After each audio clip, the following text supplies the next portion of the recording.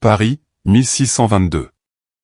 Dans une maison cossue du quartier des Halles, naît Jean-Baptiste Poquelin, fils d'un tapissier du roi. La boutique familiale bourdonne de commandes, de soieries, de velours destinés au salon des puissants. Son avenir semble écrit, héritier d'un métier honorable, promis à la stabilité, à la sécurité. Mais déjà, dans l'ombre du père, l'enfant regarde ailleurs. Dès son plus jeune âge, Jean-Baptiste s'attarde au théâtre de Bourgogne. Il ne voit pas simplement des acteurs, il voit des dieux en chair. Des gens qui, par le verbe, font trembler les puissants ou rire les humbles. Il est fasciné par les planches, les masques, les coulisses. Il rêve d'un monde où les mots sont des armes, et le rire une révolte. Pourtant, il suit la voie tracée. Il fréquente le collège de Clermont, l'un des plus rigoureux de Paris, dirigé par les jésuites. Il y apprend la rhétorique, le latin, la logique. Mais derrière ces apprentissages, une conviction grandit, il n'est pas fait pour la tapisserie. Ni pour la servitude. Il veut écrire. Il veut jouer. Il veut briser le quatrième mur de la société. En 1643, il a 21 ans. Sa décision est prise. Il renonce à l'office paternel et s'associe avec une famille de comédiens, les Béjart. Ensemble, ils fondent l'illustre théâtre, une petite troupe indépendante. Ce geste, à l'époque, est plus qu'un caprice, c'est une rupture radicale. Les comédiens sont méprisés, considérés comme pécheurs publics. L'Église refuse de leur donner les sacrements. La loi les surveille. Le métier d'acteur est vu comme une chute sociale. Et pourtant, Jean-Baptiste franchit ce seuil. Il devient Molière. Il entre dans un monde instable, précaire, mais libre. Le monde du théâtre. Là commence son voyage du héros. Non pas avec une épée ou une armure, mais avec un costume usé, une plume acérée, et un rire en bandoulière. L'année 1643 est une année de rupture. Tandis que la France enterre Richelieu, que Louis XIII s'éteint et que la fronde gronde déjà dans les esprits, Jean-Baptiste Poquelin, lui, tourne le dos à un destin tout tracé. Il vend sa part de l'entreprise familiale, refuse le confort d'un emploi au service du roi et choisit le tumulte. Il choisit la scène. Avec Madeleine Béjart, comédienne expérimentée et femme d'esprit, il fonde l'illustre théâtre. Une petite troupe de comédiens pauvres, sans appui, sans salle fixe. Une aventure théâtrale audacieuse, née dans une époque qui déteste les artistes. Être acteur, à ce moment-là, c'est vivre en marge de la société. C'est s'exposer à l'exil, à la moquerie, à l'humiliation publique. Le groupe répète dans des greniers, joue dans des cours d'auberge, se nourrit mal, dort peu. Molière, qui n'est encore qu'un jeune homme assoiffé d'apprendre, observe tout. Il étudie les comportements du public, capte les mimiques des bourgeois, les absurdités des faux médecins, les sermons creux des religieux. Chaque rencontre devient une future caricature. En 1645, à Lyon, la troupe de l'illustre théâtre est étranglée par les dettes. Les promesses de mécénat tombent à l'eau. Les représentations se vident. Un huissier saisit le maigre matériel. Et puis vient l'humiliation, Molière est jeté en prison pour dette, dans une geôle sordide de la ville. C'est son premier vrai contact avec l'injustice, la misère, l'oubli. Il n'est plus que l'ombre de lui-même. Un fils de bourgeois devenu prisonnier, moqué, méprisé. Les registres de justice le nomment encore, Jean-Baptiste Poquelin, dit Molière, comédien de foire. Il y a de quoi tout abandonner.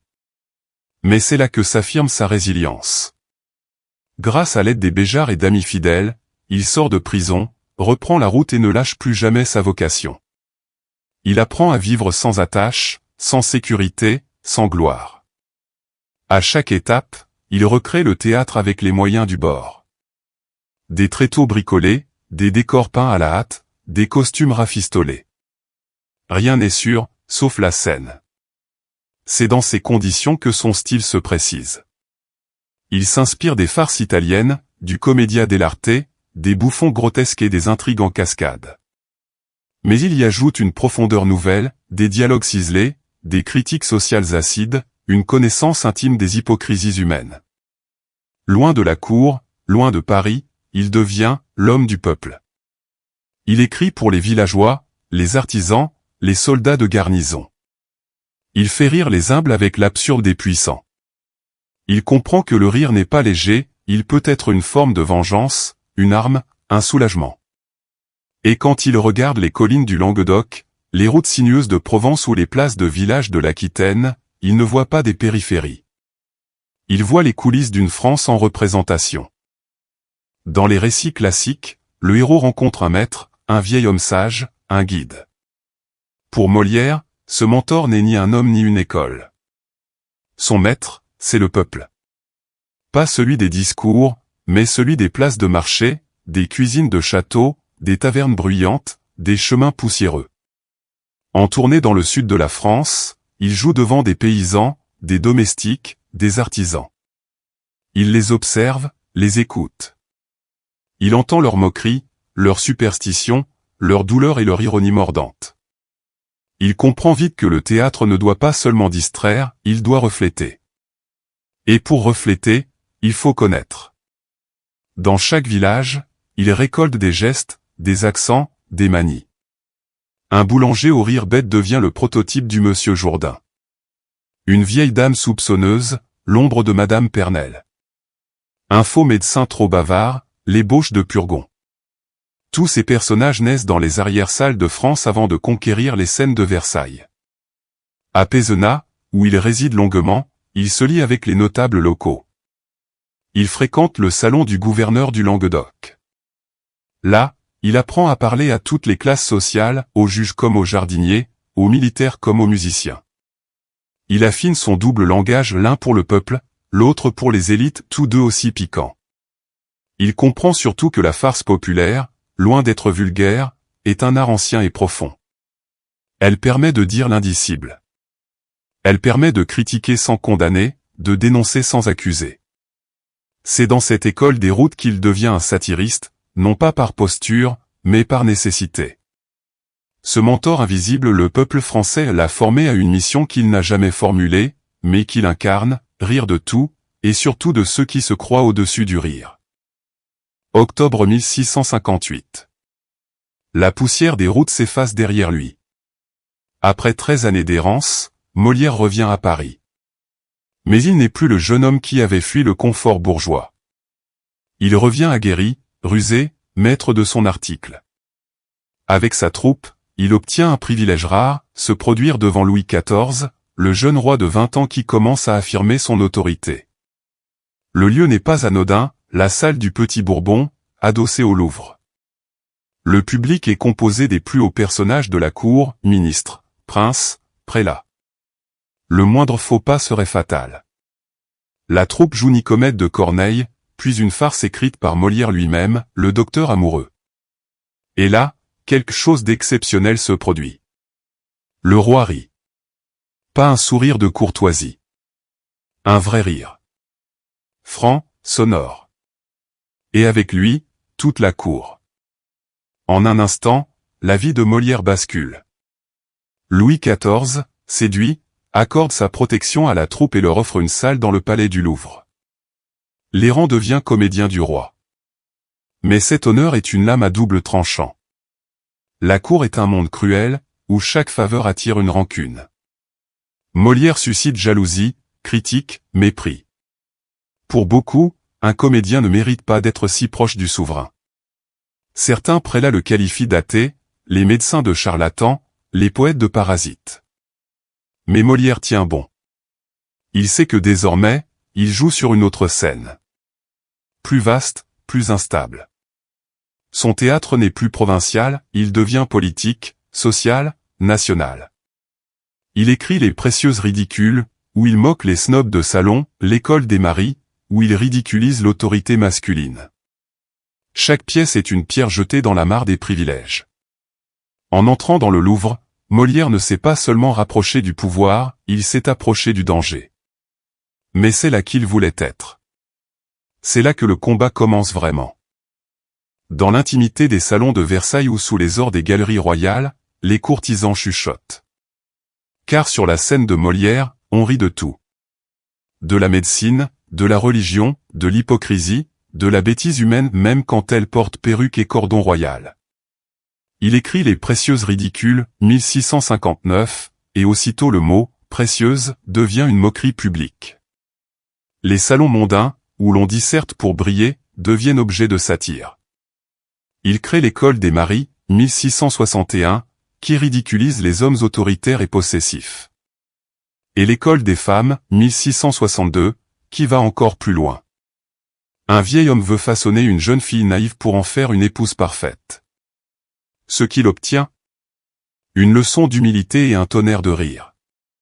Cette pièce provoque un scandale.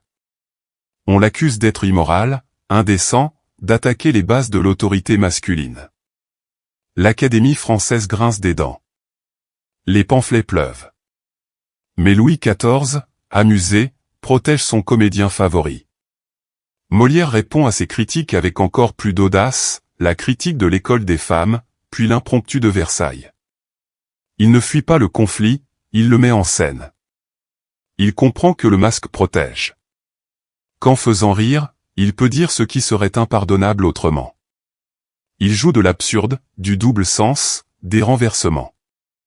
Le rire devient pour lui un outil politique subtil, tranchant, dangereux. Plus il fait rire, plus il dérange. Derrière le rideau, Molière écrit la nuit. Il relie, taille, aiguise chaque réplique comme une flèche. Ce n'est pas qu'une pièce qu'il monte, c'est un combat théâtral. Il ne veut pas flatter. Il veut réveiller. À chaque spectacle, il jauge les rires, les silences, les malaises. Il sait exactement où frapper. Et chaque pièce frappe plus fort. Il n'est plus un simple amuseur. Il est devenu un dramaturge de combat. Nous sommes en 1664. La France brille de faste sous le règne du jeune Louis XIV.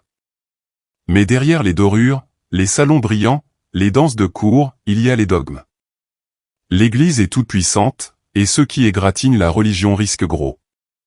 Molière le sait. Et pourtant, il ose. Il présente une nouvelle pièce, Tartuffe ou l'imposteur. Sur scène, un homme pieux, humble en apparence, s'introduit dans une maison bourgeoise. Il flatte, manipule, contrôle, jusqu'à presque voler femme, fortune et autorité à son hôte, Orgon. La pièce dénonce l'hypocrisie religieuse, celle qui se cache derrière le masque du dévot. Le scandale est immédiat. Avant même la fin de la première représentation, les murmures se transforment en cris. Des prélats, des dévots, des membres influents de la Compagnie du Saint-Sacrement hurlent au blasphème. Le roi, embarrassé, interdit la pièce. Molière est accablé. 3 années de travail, réduites au silence.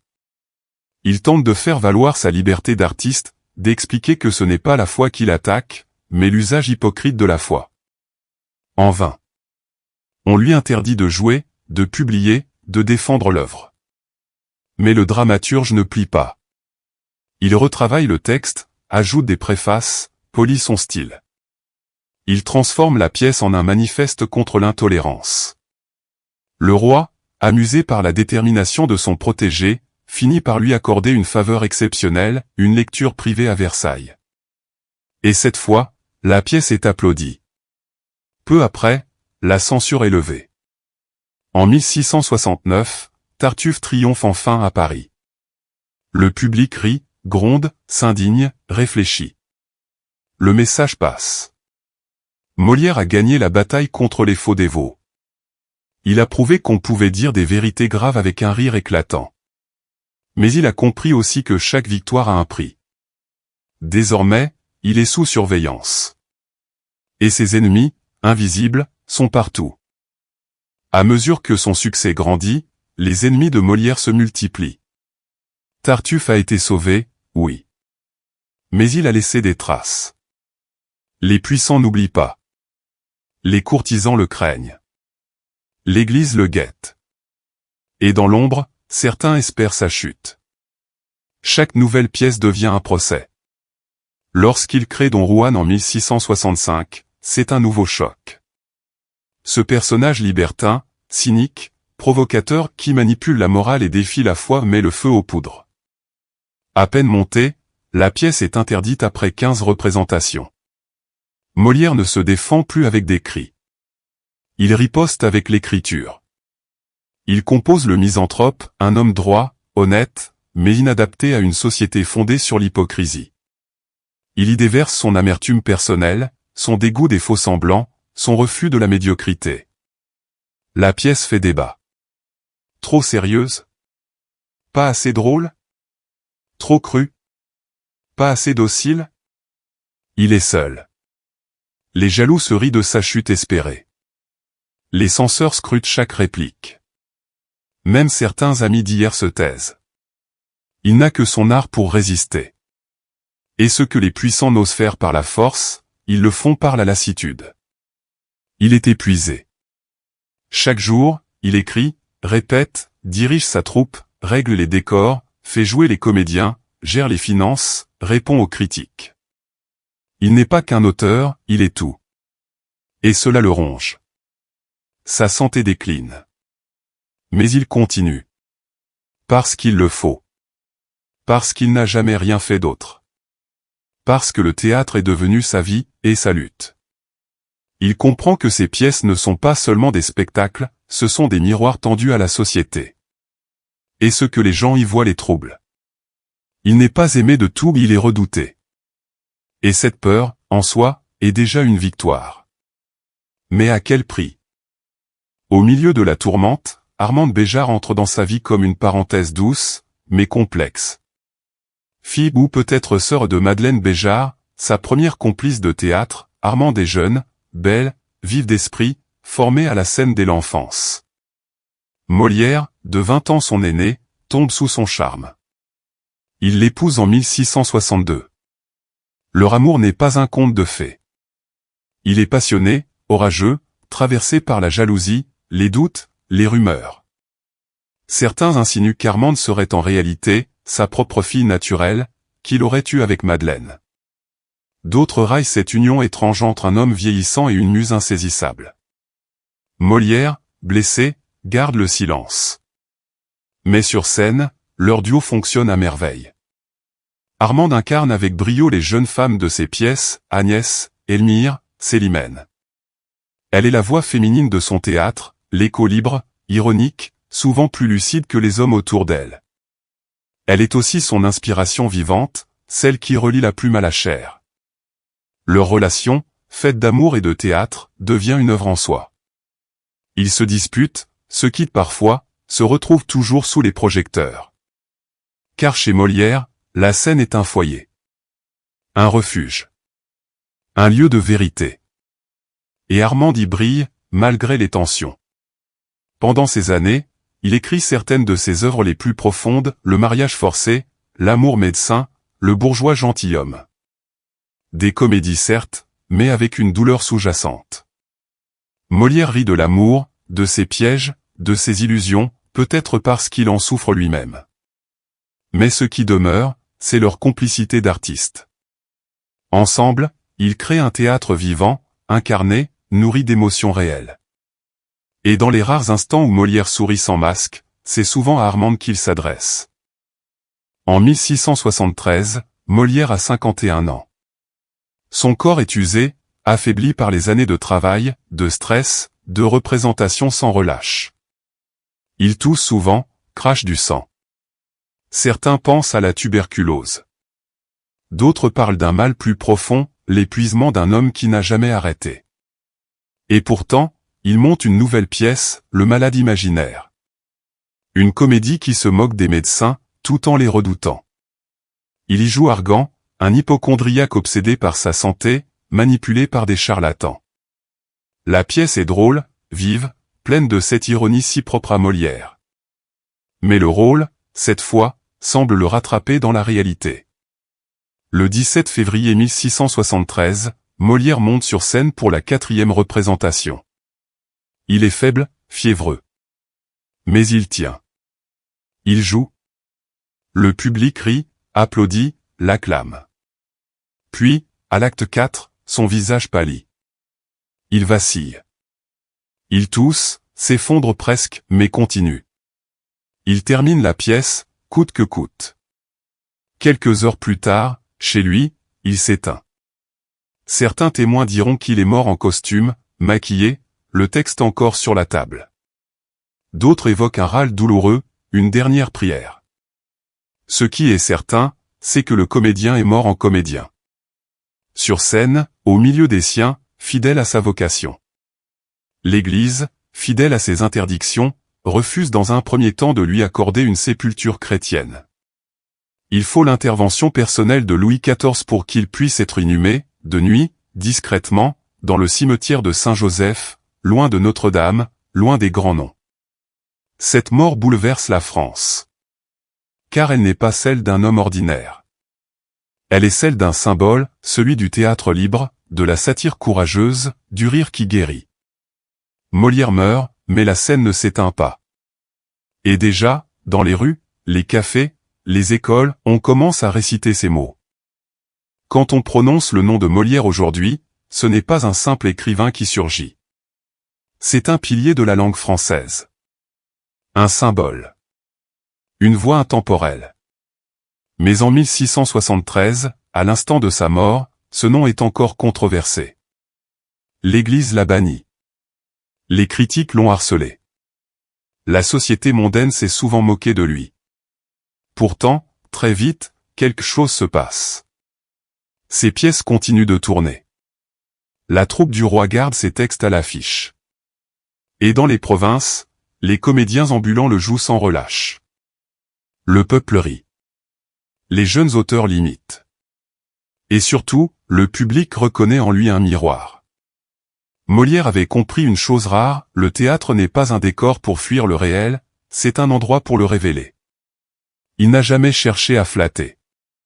Il a tendu à la société son propre reflet, souvent grotesque, parfois pathétique, mais toujours vrai. Il a donné au rire le pouvoir de juger sans condamner, de dire sans blesser, de corriger sans violence.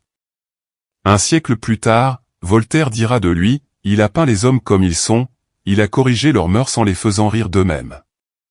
Au XIXe siècle, son nom est sacralisé. Ses œuvres entrent dans les manuels scolaires.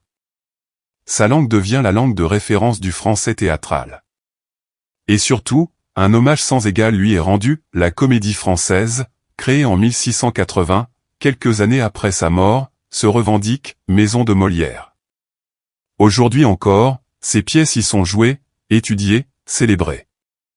Il est le seul auteur dramatique dont le nom est devenu une institution vivante. Molière, c'est la force tranquille du rire. Une force qui a résisté à la censure, à l'épuisement, à la mort.